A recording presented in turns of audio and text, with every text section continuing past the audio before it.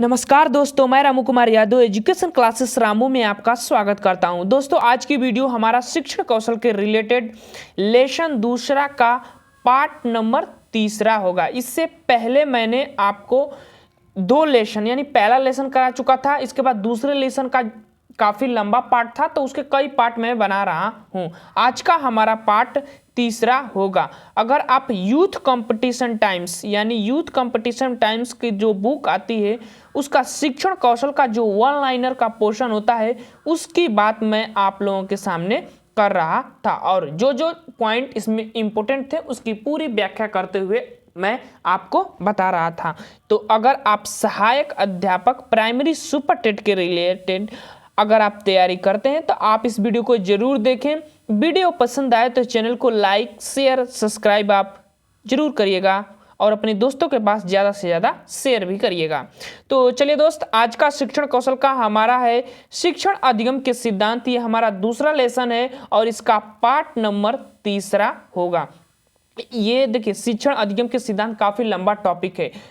कहा तो छोटे पॉइंट में कर दिया गया है, लेकिन ये टॉपिक लंबा है तो इसके कई पार्ट बनाने पड़ेंगे। तो आज का हमारा पार्ट 3 है। अगर आप 10 नंबर में अच्छे नंबर लाना चाहते हैं तो आप इस वीडियो को जरूर देखिएगा। वीडियो पसंद आए तो चैनल को लाइक शेयर सब्सक्राइब आप जरूर करें, और इसकी PDF प्राप्त करना है तो वीडियो के डिस्क्रिप्शन में हम टेलीग्राम चैनल का लिंक दिए हैं, वहां से आप जाकर इसका PDF प्राप्त कर सकते हैं। तो चलिए दोस्त, सीधे चलते हैं थ्योरी वाले पोर्शन पर। और पॉइंट नंबर पहला कहा गया कि शिक्षण पूर्ण बलन की आकस्मिकताओं का क्रम है। यह परिभाषा किसने कहा? तो BF स्किनर ने कहा था। ये इंपॉर्टेंट है और याद रखिएगा, बस पूर्ण बलन की आकस्मिकताओं को याद रखिएगा। आकस्मिकताओं की अगर बात करें तो वो सीधे स्किनर महोदय पर जाइएगा। तो शिक्षण पूर्ण बलन की आकस्मिकताओं का क्रम है, यह परिभाषा BF स्किनर महोदय ने दिया था। अधिगम के सिद्धांत में इनका महत्वपूर्ण स्थान है BF स्किनर का।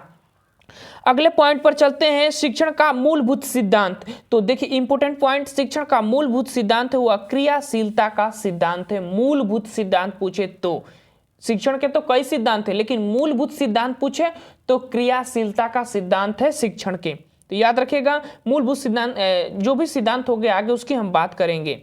आगे चलते हैं, शिक्षण का सर्वाधिक महत्वपूर्ण उद्देश्य होता है उपयोगी ज्ञान का सर्वांगीण विकास करना होता है। तो शिक्षण का सर्वाधिक महत्वपूर्ण उद्देश्य होता है उपयोगी ज्ञान कर सर्वांगीण मैंने गलत पढ़ा, उपयोगी ज्ञान प्रदान कर सर्वांगीण विकास करना होता है। अब अगले पॉइंट पर चलते हैं और अगला पॉइंट है व्यक्तिगत संप्रेषण का उद्देश्य है। व्यक्तिगत संप्रेषण का उद्देश्य क्या होता है? तो वह होता है छात्रों के व्यक्तिगत भिन्नताएं होती हैं। उद्देश्य जो होता है व्यक्तिगत संप्रेषण का उद्देश्य होता है तो छात्रों में व्यक्तिगत भिन्नताएं होती हैं और बालकों की विशिष्ट योग्यताएं और व्यक्तित्व का विकास होता है। साधारण बालकों के लिए व्यक्तित्व शिक्षण आवश्यक होता है। जो साधारण बालक होते हैं उनके लिए व्यक्तित्व जो शिक्षण होता है वो काफ़ी आवश्यक होता है। संप्रेषण एक कम्युनिकेशन का माध्यम होता है। अपने बातों विचारों को एक दूसरे के आदान प्रदान करने का सबसे अच्छा माध्यम होता है। संप्रेषण का सीधा साधा उद्देश्य होता है जो भी व्यक्ति व्यक्तिगत विभिन्नताएं रखता है उस विभिन्नताओं को आप आपसी सहयोग द्वारा एक दूसरे के समाज में बांटा जाता है, तो वही व्यक्तिगत विभिन्नताएं का मेन उद्देश्य माना जाता है। आगे चलते हैं और अगला पॉइंट है क्रियापरक शिक्षण विधि का अर्थ होता है क्या? तो छात्र का अपनी स्वयं की क्रिया के द्वारा ज्ञान प्राप्त करना ही क्रिया परक शिक्षण विधि का उद्देश्य होता है, जिसमें बालक खुद अपनी क्रिया के द्वारा ज्ञान प्राप्त करता है। खुद क्रिया करता है और जब उसमें गलती उसको दिखती है तो वो खुद उसके प्रति अपनी जो क्रिया है उसका ज्ञान प्राप्त करते हैं। जैसे अधिगम में आप पढ़े होंगे प्रयास एवं त्रुटि का सिद्धांत। तो व्यक्ति प्रयास हमेशा करता रहता है, त्रुटियां एक अभिन्न हिस्सा होती हैं सीखने की, और जैसे जैसे वो उसके प्रति प्रयास करता है तो उसकी त्रुटियां धीरे धीरे कम हो जाती है। तो उसी तरह क्रियापरक शिक्षण विधि का अर्थ होता है कि छात्र अपनी स्वयं की क्रिया के द्वारा ज्ञान प्राप्त करता है। अगले पॉइंट पर चलते हैं और प्रस्तावना कौशल का प्रमुख घटक होता है कथनों में तारतम्यता होती है। कथनों में तारतम्यता होता है। प्रस्तावना कौशल का मुख्य घटक इसलिए कथनों में तारतम्यता होता है क्योंकि प्रस्तावना में पूर्व ज्ञान के साथ जब आप नए ज्ञान को जोड़ते हैं तो उसके ज्ञान का जो अधिगम होता है उसको जोड़ना पड़ता है। मिली जुली ज्ञान के आधार पर ही आप नया ज्ञान उसको जोड़ते हैं। उसीलिए कथनों में तारतम्यता होनी चाहिए, यानी कि पहले के जो शब्द उनको पता होते हैं बच्चों को, उसके बाद जो शब्द आप बाद की चीजों में बताते हैं तो उन शब्दों में थोड़ा बहुत मेल मिलाप होना चाहिए। इससे क्या होता है कि अधिगम बेहतर होता है उनका। ठीक, अब चलते हैं अगला पॉइंट, और अगला पॉइंट है कहानी कहने में क्रमबद्ध घटनाओं के वर्णन पर ध्यान रखा जाता है। यह किस प्रकार की शिक्षण प्रविधि है? तो यह विवरण विधि के अंतर आता है। कहानी जैसे क्रमबद्धता रखी जाती है तो वो विवरण विधि में रखी जाती है। बस इस इंपॉर्टेंट पॉइंट को आप ध्यान रखिएगा, ये पूछा जा सकता है। गणित किट का उपकरण है तो डेमिनोज जो है गणित किट का उपकरण के अंतर्गत आता है। अगला पॉइंट, और अगला पॉइंट है तर्कात्मक क्रम से शिक्षण कराने से स्थायी ठोस होता है अधिगम। अगर तर्कात्मक क्रम से आप शिक्षण कराते हैं तो उनका जो ज्ञान होता है, जो अधिगम होता है, वो अस्थायी होता है और ठोस होता है, मजबूत होता है। यही चीज ये बताना चाह रहा है। अगला पॉइंट, संप्रेषण के लिए कक्षा का वातावरण होना चाहिए तो सौहार्दपूर्ण होना चाहिए। अगर कक्ष में संप्रेषण के लिए जो वातावरण आप रखते हैं उसमें सौहार्दपूर्ण होना चाहिए, मैत्रीपूर्ण व्यवहार होने चाहिए, तभी तो बच्चे एक दूसरे से बातें करेंगे। अपने टीचर से अपनी जो भी कमियां होगी, जो भी बातें होंगी, जो भी उनके मन में विचार चल रहे होंगे उसको प्रस्तुत करेंगे। उसके बाद टीचर अपनी उस विचार के अनुसार अपना एक प्रभावी संप्रेषण उनके सामने प्रस्तुत करता है। तो सौहार्दपूर्ण व्यवहार होना चाहिए, मैत्रीपूर्ण व्यवहार होना चाहिए, ऐसे बातें भी आप कह सकते हैं। अब अगले पॉइंट पर चलते हैं, और अगला पॉइंट है कि बच्चों के कदम ताल कराना, हाथ ऊपर नीचे कराना तथा दाएं बाएं मोड़ने के लिए कहना, यह गतिविधि आधारित होती है। तो यह शारीरिक गतिविधियों के अंतर्गत ये सब विधियां आधारित होती हैं। अगले पॉइंट पर चलते हैं, और अगला पॉइंट कह रहा है कि उपचारात्मक शिक्षण का प्रमुख कार्य है दोषपूर्ण अध्ययन के प्रभाव को दूर करना। जैसे किसी भी व्यक्ति के अंदर कोई भी दोषपूर्ण अधिगम होता है, किसी की पढ़ने में कमी होती है, किसी को याद करने में कमी होती है, किसी चीज का ध्यान एक जगह लगाने में कमी होती है, तो इन चीजों का जो आप कमियां देखते हैं, त्रुटियां उनके अंतर्गत देखते हैं, उनको उपचार करने के लिए उपचारात्मक शिक्षण का कार्य किया जाता है। ठीक, निदानात्मक का होता है उनके कारण को जानना, क्यों ऐसी प्रवृत्तियां वो उत्पन्न करते हैं, और जब उसके कारण जान जाते हैं तो तब उसका आप उपचार करते हैं। तो उपचारात्मक शिक्षण का प्रमुख कार्य रहता है दोषपूर्ण अध्ययन के प्रभाव को दूर करना होता है। ठीक, इंपॉर्टेंट है, ध्यान रखिएगा। अगला पॉइंट, शिक्षण अधिगम हेतु दिया गया मार्गदर्शन, दिशा बोध और प्रोत्साहन है। यह कथन किसका है? तो रायबर्न महोदय जी का है। परिभाषा तो आपको याद करनी पड़ेगी। अगला पॉइंट, प्राचीन कालीन शिक्षण विधियां थी। तो शिक्षक केंद्रित विधियां जो प्राचीन काल में थी, जैसे व्याख्यान विधि, ये सब प्राचीन काल की विधियां। इसमें जो गुरु होते थे वो अपनी मुंह से पूरी व्याख्या करते जाते थे और बच्चे उसको सिर्फ बैठकर सुनते थे। इससे क्या होता है कि टीचर या अध्यापक या गुरु तो सक्रिय रहता है, लेकिन बच्चे जो है निष्क्रिय का भाव उनके अंतर्गत उत्पन्न हो जाता है। तो शिक्षण केंद्रित विधि, जिसको सत्तावादी शिक्षण विधि भी कह सकते हैं, यह प्राचीन काल की विधियों में कहा जाता है। अब चलते हैं अगले पॉइंट पर, और अगला पॉइंट है शिक्षण करते समय ध्यान रखना चाहिए। तो इंपॉर्टेंट बात, शिक्षण करते समय आपको ध्यान रखना है बच्चों की रुचियों और उनके मानसिक स्तर का ध्यान रखना है, क्योंकि उनके मानसिक स्तर के अनुसार ही आपको ज्ञान प्रदान करना है। उससे स्तर का ऊंचा ज्ञान देंगे तो वो उनके लिए प्रभावशाली नहीं होगा और उसको सीखे भी नहीं। ठीक, अगला पॉइंट है शिक्षण को सुव्यवस्थित व प्रभावपूर्ण बनाने का माध्यम है शिक्षण विधियां। तो याद रखिएगा, शिक्षण को अगर सुव्यवस्थित प्रभावपूर्ण बनाने का एक माध्यम है तो वह शिक्षण विधियां होती हैं, जैसे कि बाल केंद्रित विधि, खेल विधि, प्रश्नोत्तर विधि, तो ये सब विधियां होती हैं। क्षेत्रीय भ्रमण विधि, ये सब विधियां होती हैं। विश्लेषण, संश्लेषण, ये सब आगमन निगमन, ये सब विधियां होती हैं। तो अगर आपके शिक्षण को प्रभावशाली पूर्ण बनाना है तो आपको शिक्षण विधियां का ज्ञान भी होना काफी महत्वपूर्ण होता है, और वो एक माध्यम होती है जो शिक्षण को काफी सुव्यवस्थित और प्रभावशाली बनाया जा सकता है। अगला पॉइंट, शिक्षण विधियां आधारित होती हैं शिक्षण सूत्रों पर। एक चीज थोड़ा समझिएगा, यहाँ पर शिक्षण विधियां मैंने आपको बताया कि कई होती है, जैसे कि आगमन निगमन, संश्लेषण, विश्लेषण, प्रश्नोत्तर विधि, ये सब शिक्षण विधियां होती है, और ये सब शिक्षण विधियां बाल केंद्रित होती हैं, ठीक। लेकिन शिक्षण विधियां जो आधारित होती है ना, वो शिक्षण सूत्र पर आधारित होते हैं। शिक्षण सूत्र की अगर हम बात करें तो सरल से जटिल की तरफ, मूर्त से अमूर्त की तरफ, स्थूल से सूक्ष्म की तरफ, तो ये शिक्षण सूत्र होते हैं। जैसे एक बात करूं प्रश्नोत्तर विधि में कि आप बच्चों से प्रश्न पूछते हैं, तो आप प्रश्न कैसे पूछेंगे, कैसे प्रश्न पूछेंगे? तो पहले एक चीज आपका जवाब आएगा कि मैं प्रश्न वही पूछूंगा जो उनके लिए पहले सरल होंगे। ठीक उसी बात धीरे धीरे हम उसके कठिन प्रश्न ऐसे पूछते चलेंगे, तो सरल से जटिल की तरफ आप चलेंगे प्रश्न पूछते हुए।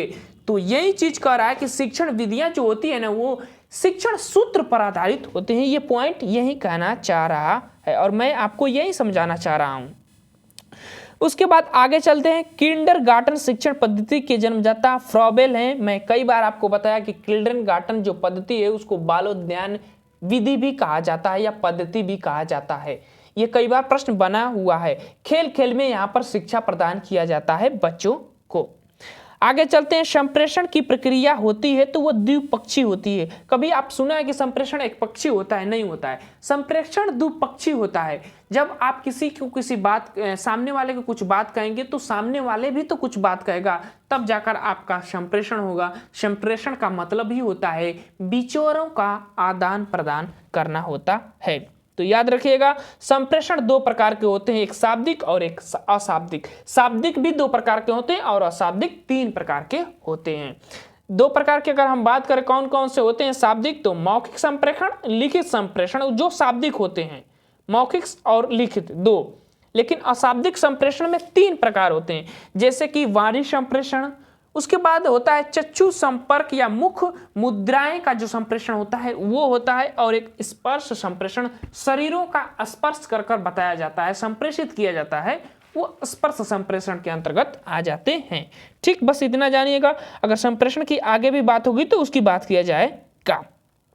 अगला पॉइंट, उपयुक्त शिक्षण सूत्र है तो मूर्त से अमूर्त की तरफ, जो आपको दिखाई दे, जो आपके पास हो, वो चीजों का ज्ञान पहले दीजिए, फिर उसके बाद जो उसको दिखाई नहीं देता है, जो उसके पास नहीं होता है, उसका ज्ञान दिया जाता है। इसमें शिक्षण का सामान्य सिद्धांत नहीं है तो परिमाण का सिद्धांत दो है। शिक्षण का सामान्य सिद्धांत नहीं है। अभी इससे पहले एक प्रश्न पूछा था कि शिक्षण का मूलभूत सिद्धांत कौन है, तो उसमें मैंने आपको बताया था क्रियाशीलता का सिद्धांत है।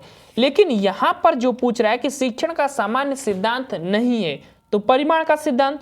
और शिक्षण का सामान्य सिद्धांत कौन कौन से होते हैं, तो क्रिया, पहला बता दूं, क्रिया द्वारा सीखने का सिद्धांत, जीवन में संबंधता का सिद्धांत, हेतु प्रयोजन का सिद्धांत, चुनाव का सिद्धांत, विभाजन का सिद्धांत, पुनरावृत्ति का सिद्धांत, ये सब शिक्षण के सामान्य सिद्धांत होते हैं। अगर नहीं पूछता है तो परिणाम का सिद्धांत जो है शिक्षण का सामान्य सिद्धांत नहीं होते हैं, ये याद रखिएगा। अगला पॉइंट, छात्र की शिक्षा सर्वदा स्थूल वस्तुओं तथा तथ्यों से होनी चाहिए, शब्दों, परिभाषाओं तथा नियमों से नहीं होनी चाहिए। ये परिभाषा किसने कहा था, तो हर्बर्ट स्पेंसर महोदय ने कहा था। काफी फेमस व्यक्ति हैं। शिक्षण का जो स्तर होता है ना, स्मृति स्तर का शिक्षण, उसका जनक इनको कहा जाता है, हर्बर्ट स्पेंसर को। ठीक, अब आगे चलते हैं और अगला पॉइंट है हमारा, प्रयोग प्रदर्शन विधि सर्वाधिक उपयोगी होती है तो विज्ञान शिक्षण में। विज्ञान शिक्षण अगर ज्यादा दिया जाता है तो प्रयोग प्रदर्शन विधि पर जब आप देते हैं तो वो शिक्षण विज्ञान शिक्षण के लिए काफी प्रभावी होता है। और एक नाम से भी जाना जाता है कि विज्ञान का जो शिक्षण है वो किस आधारित पर शिक्षण दिया जाता है, किस विधि पर, तो यह प्रयोग प्रदर्शन विधि पर दिया जाता है। ठीक, आगे चलते हैं, सूक्ष्म अवलोकन व निरीक्षण शक्ति के विकास में सहायक शिक्षण प्रविधि है तो वह प्रश्नोत्तर विधि होती है। ठीक, अब अगले पॉइंट पर चलते हैं और छात्रों के पूर्व ज्ञान की जानकारी लेने हेतु प्रयुक्त शिक्षण कौशल कौन सा है तो वह प्रस्तावना कौशल है। और प्रस्तावना कौशल में सर्वप्रथम ये शिक्षण कौशल का पहला कौशल भी होता है प्रस्तावना कौशल। प्रस्तावना कौशल में पहले बच्चे का पूर्व ज्ञान जो होता है उसकी जानकारी रखी जाती है, उसके बाद जो नया ज्ञान आप देते हैं उसके पूर्व ज्ञान के अनुसार नया ज्ञान देने के लिए आप पाठ्य योजना बनाते हैं। प्रस्तावना कौशल पाठ्य योजना का पहला बिंदु होता है, याद रखिएगा। अगले पॉइंट पर चलते हैं और अगला पॉइंट है कि बालकों के काल्पनिक शक्ति का विकास किया जा सकता है तो कहानी द्वारा। ठीक, याद रखिएगा, अगर बालकों में कल्पना शक्ति का विकास करना है तो वह कहानी आप उनको कहिए, उनके कल्पना शक्ति का विकास होगा।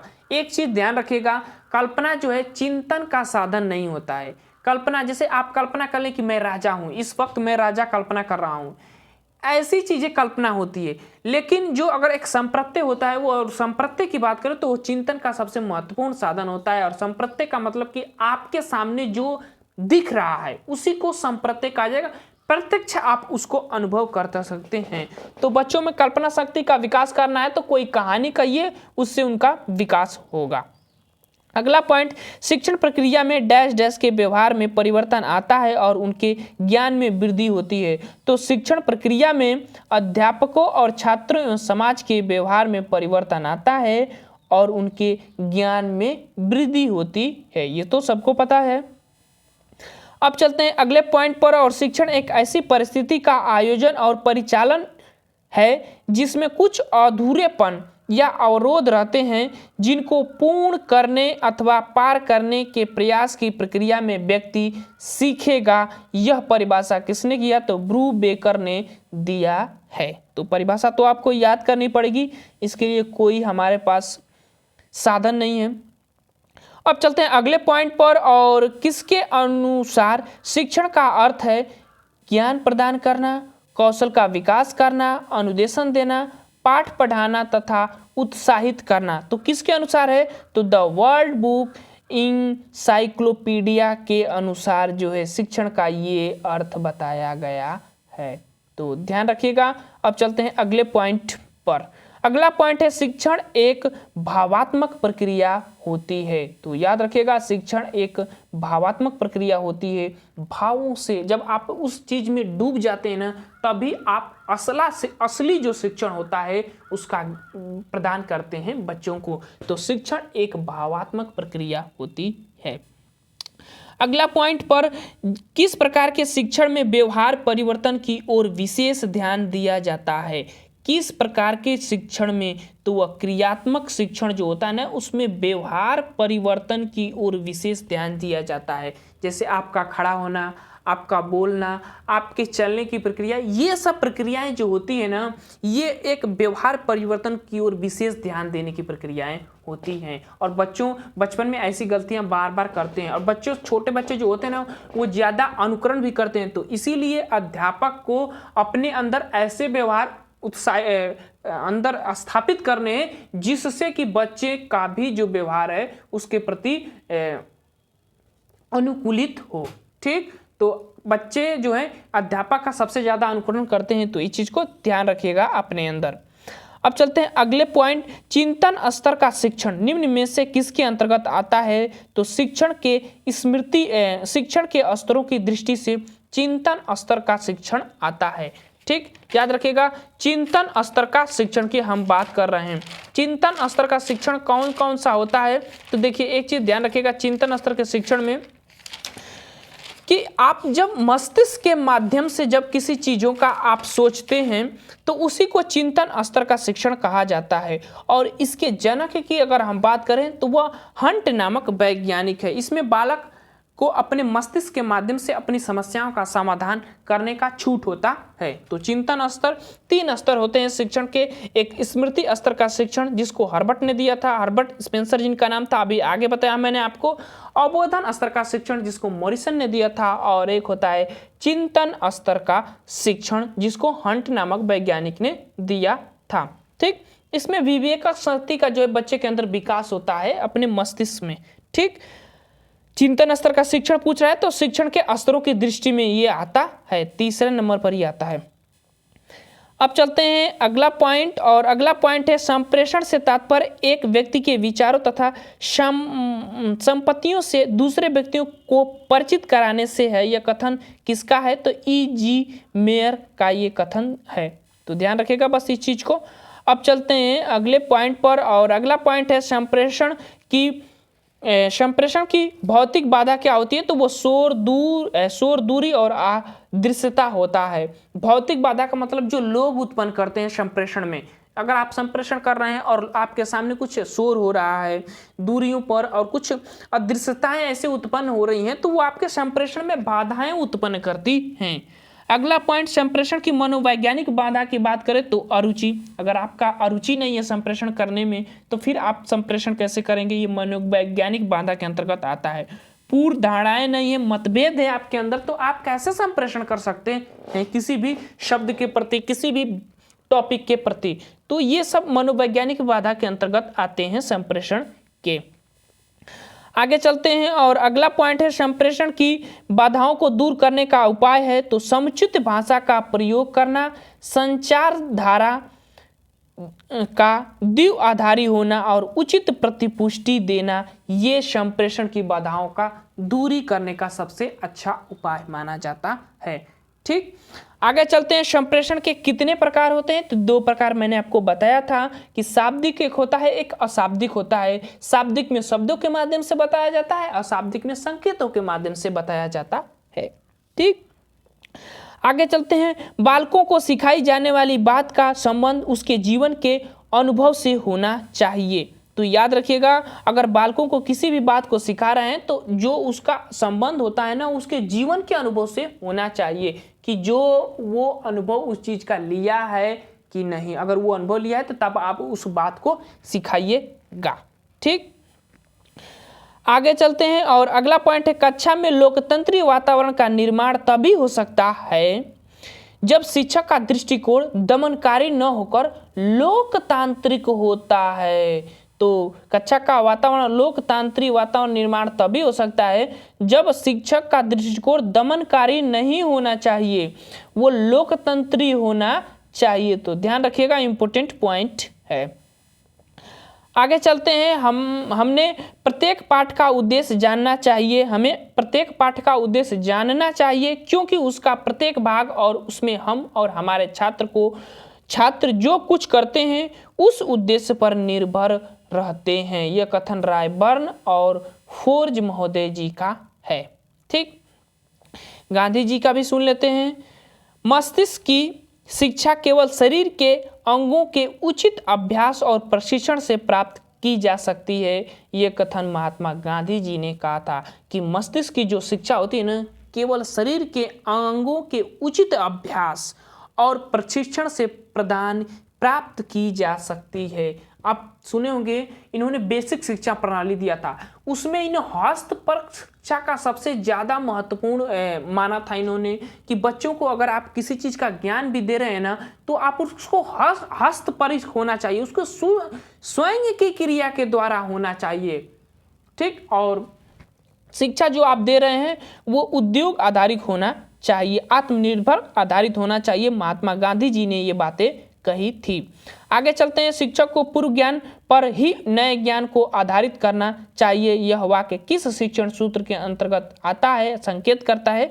तो ज्ञात से अज्ञात की तरफ। ये तो आपको समझ ही आ गया कि शिक्षक को अगर पूर्व ज्ञान पर ही नए ज्ञान को आधारित देना है, अगर आप उनको जो ज्ञात है वो ज्ञान के साथ अब जो अज्ञात है यानी उनको जो ज्ञान नहीं प्रदान है उसके अनुसार आप ज्ञान देते हैं तो प्रभावशाली होता है, बच्चे सीखते हैं, उसमें रुचि भी जल्दी से लेने लगते हैं और कक्षा का वातावरण जो है रुचिपूर्ण बन जाता है। ठीक, आगे चलते हैं। और बालक को पूरी बात बताने के बाद ही उसके भागों को बताइए। यानी कि बालक को पूरी बात बताने के बाद ही उसके भागों को बताइए। किस शिक्षण सूत्र का संकेत है? तो यह पूर्ण से अंश की ओर। गेस्टाल्टवादियों का नाम सुना होगा आप। उन्होंने एक शिक्षण सूत्र उनका दिया गया है जिसको पूर्ण से अंश की ओर कहा जाता है। बच्चे को इसमें होता क्या है कि बच्चे को पहले पूरा ज्ञान दे दिया जाता है किसी बात का, किसी टॉपिक का, उसके बाद उसके एक एक अंश का ज्ञान प्रदान किया जाता है। ये पूर्ण से अंश की ओर आते हैं और गेस्टाल्टवादियों का फेमस एक शिक्षण सूत्र है पूर्ण से अंश की तरफ। गेस्टाल्टवादियों में आने वाले वैज्ञानिक की अगर हम बात करें तो कोहलर, कोफ्का और लेविंगे जैसे वैज्ञानिक फेमस हैं इसके प्रति। ठीक, अब चलते हैं और आगे, और इस वीडियो का लास्ट पॉइंट होगा बालक के अविकसित मस्तिष्क में निश्चित विचारों को भरने के प्रयास का परिणाम केवल शाब्दिक बातें बताना हो सकता है। ये कथन किसका है? तो रेमांड का जी ये कथन है। तो ये परिभाषाएं हैं, परिभाषाएं तो आपको याद करनी पड़ेगी, इसके लिए कोई सरल माध्यम नहीं है। और बाकी जो चीज़ें होता है, जो महत्वपूर्ण होता है, मैं उसकी खुद आपके व्याख्या करता हूँ। तो ये था हमारा शिक्षण अधिगम के सिद्धांत का पार्ट 3 और ये भी हमारा समाप्त हो गया। अब चलते हैं अगला पॉइंट जो हमारा पार्ट आएगा, वो चौथा पार्ट आएगा, क्योंकि शिक्षण अधिगम के सिद्धांत जो है लंबा टॉपिक है और लंबे टॉपिक को एक ही वीडियो में बताना संभव नहीं है, क्योंकि वीडियो वो लंबा हो जाएगा और टॉपिक भी ज़्यादा लंबा हो जाता है। तो चलिए दोस्त, आप जरूर देखिएगा। अगर आप यूथ कंपटीशन टाइम्स के जो शिक्षण कौशल का वन लाइनर की तरह जो पार्ट दिया गया है उसको मैं इस वीडियो में पढ़ा रहा हूं। तो चलिए दोस्त, वीडियो को समाप्त करें। वीडियो पसंद आए तो चैनल को लाइक, शेयर, सब्सक्राइब आप जरूर करें। Thank you for watching this video.